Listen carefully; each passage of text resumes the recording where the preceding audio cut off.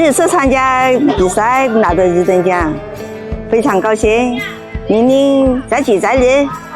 这个是我第2次参加这个比赛，然后在与众多咖啡师的较量中得了第1名，很开心。其次也要感谢我身边的咖农朋友，一杯好咖啡离不了咖农。我会在这个行业里面深耕下去，把普洱咖啡推向全世界。